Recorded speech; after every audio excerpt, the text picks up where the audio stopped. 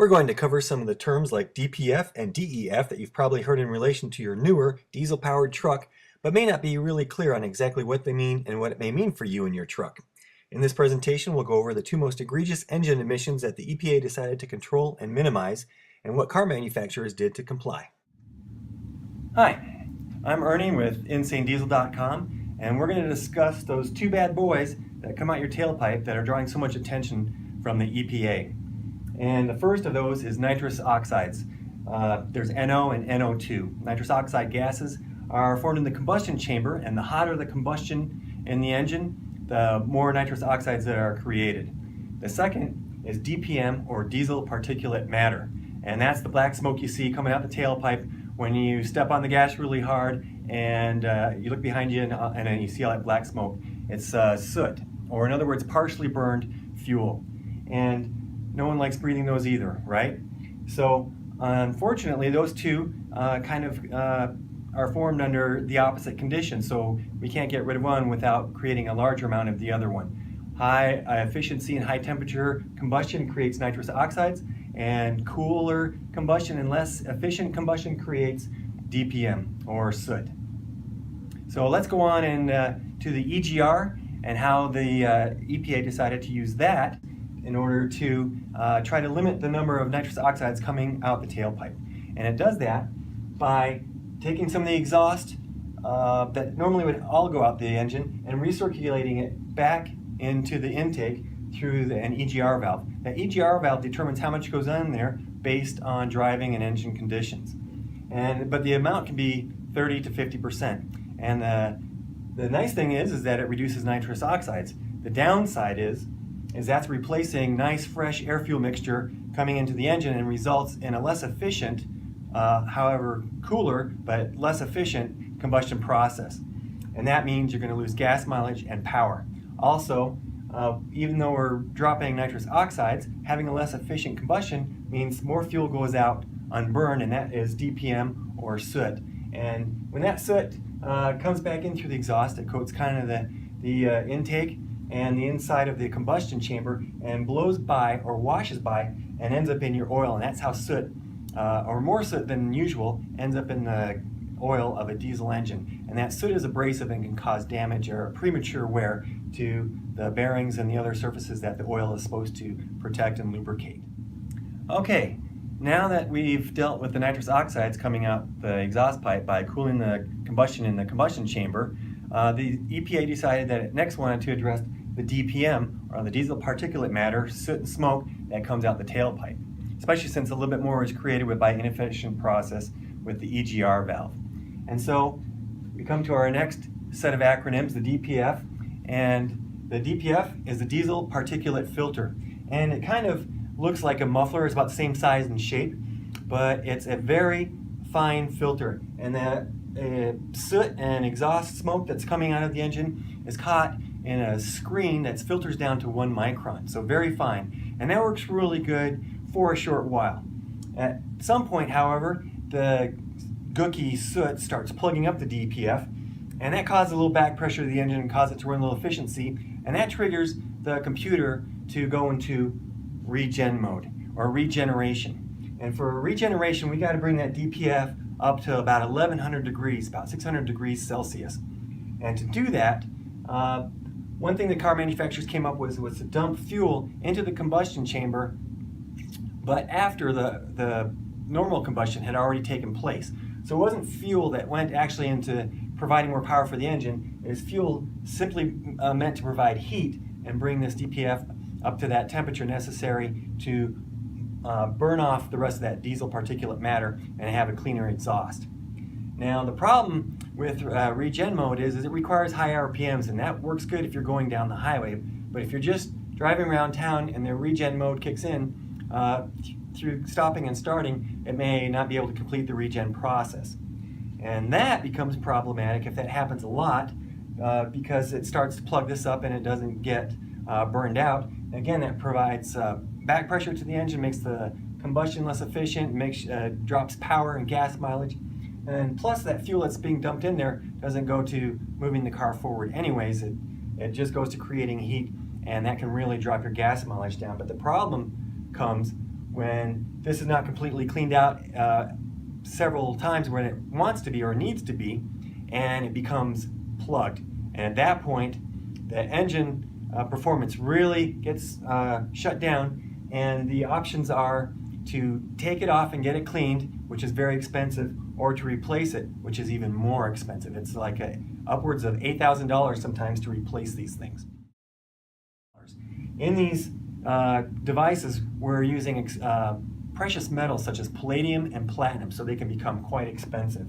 All right, and so again, very often this soot causes a back pressure, and that causes the exhaust gases to not be fully purged from the combustion chamber, and that soot is then again ending up in your oil, and it's becoming quite a serious issue with the amount of soot that is ending up in the oil.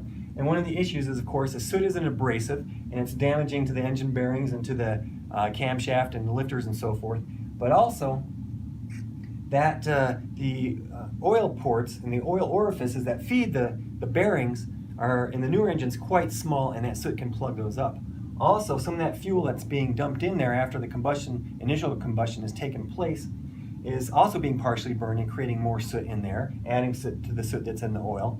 And some of that fuel is actually not being burned at all and is washing away the oil film that protects and lubricates the piston when it's going up and down in the cylinder, and it's causing premature wear in the cylinder walls.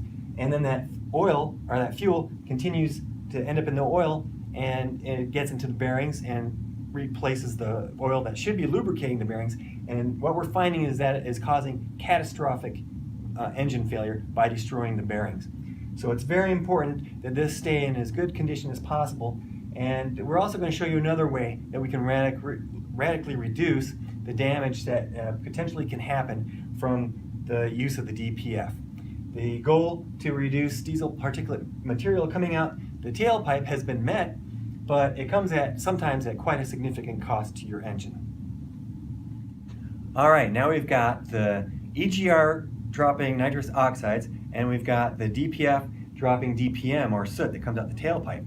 However, remember that the DPM, or the DPF, diesel particulate filter, needs some very high temperatures to bring that soot level down.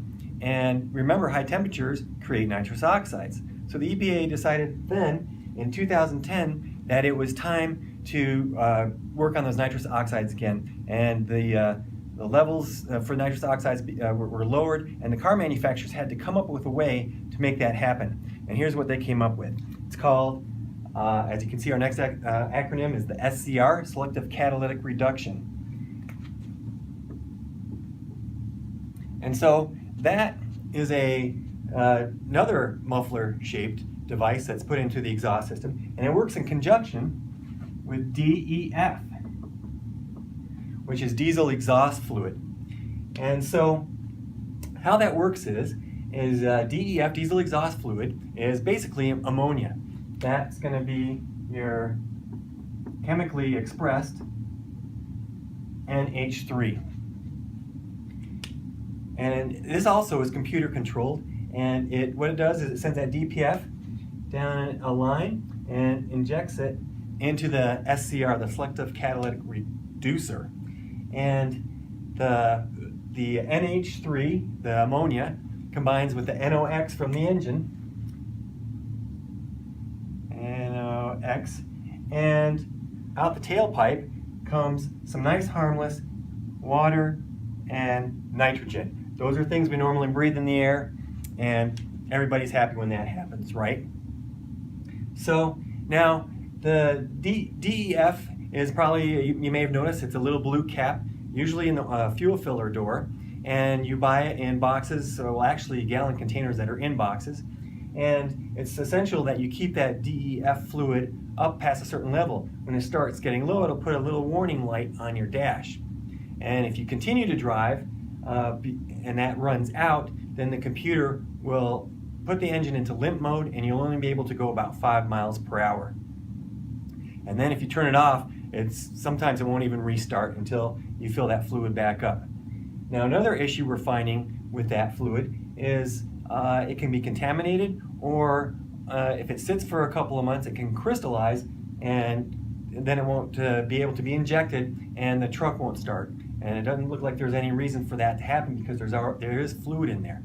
Also, what we're finding is in really cold weather, that fluid, DEF fluid, is also crystallizing and plugging the injector in the SCR itself. And so in the middle of winter, truck won't run or it's in limp mode and the DEF is up and you're wondering what's going on, and that we're finding that's sometimes the case. But overall, that's a relatively minor thing, and the use of the DEF and the SCR has actually turned out to be a really good thing, because what we can do is not rely so much on the EGR to control nitrous oxides because it's being controlled afterwards. And that means that we can take the temperature and the efficiency of the combustion chamber and the combustion process and bring it back up. So we can run that engine the way it was intended to be run. And we get our power back, we're getting our gas mileage back, because we're not dealing so much with the nitrous oxides in the combustion chamber, but we make as many as we want so the engine can run the way it wants to, and then we're taking them out with the SCR and the DEF, and that's kind of a good thing. So hopefully now you have a better understanding of how emissions are controlled in the modern diesel engine and how it affects you as the owner of such an awesome vehicle. You've also seen how cleaning up emissions can come at a significant cost to you and your engine. InsaneDiesel.com would like to recommend some absolutely essential things to do if you want to protect your engine from the detrimental effects of EGR, DPF, regen mode, and just regular combustion. The first thing you want to do is get a bypass filter. Your stock filter needs to pass oil at a high volume and high pressure through to the moving parts of your engine. Unfortunately, that means it cannot fine filter out contaminants and abrasives like soot. As a result, your engine gets dirtier and dirtier as you drive, prematurely wearing out your engine. A bypass filter is the only way to get that damaging soot out of your oil, and One World filter is the best. It filters down to 1 micron, more than 10 times more effective than your stock filter. That means you will actually be driving around with constantly clean oil, and that can radically increase the life of your engine. One World filter also has a capacity 400 times greater than your stock filter. That means you can go up to a year or 20,000 miles with clean oil before a change is needed. This is a real game changer. No other filter is better. One World filter has been shown in many cases to keep your oil technically cleaner than new oil. It's that amazing. Next is One World fuel treatment. This fuel additive facilitates a more consistent and efficient combustion. It also has an upper cylinder lubricating quality to help protect piston cylinder walls. A more efficient combustion means better gas mileage and less soot, potentially reducing regen mode in the DPF by up to 75% or more, saving costly repairs or replacement of the DPF, jumping gas mileage by up to 10% or more. Last, but certainly not least, One World engine treatment is technically a metal modifier and utilizes an X1R proprietary tungsten disulfide formula that nanobonds with the metal surfaces in your engine. It actually impregnates the metal, creating a super hardened surface that is also highly lubricating. That can protect your cylinder walls from wear due to DPF, regen mode, as well as the bearings when soot and raw fuel get into your oil. It repairs some friction damage and protects your engine from cold starts. It can increase engine life by up to 47%. Thank you so much for listening. We hope you found that it was a worthwhile investment of your time.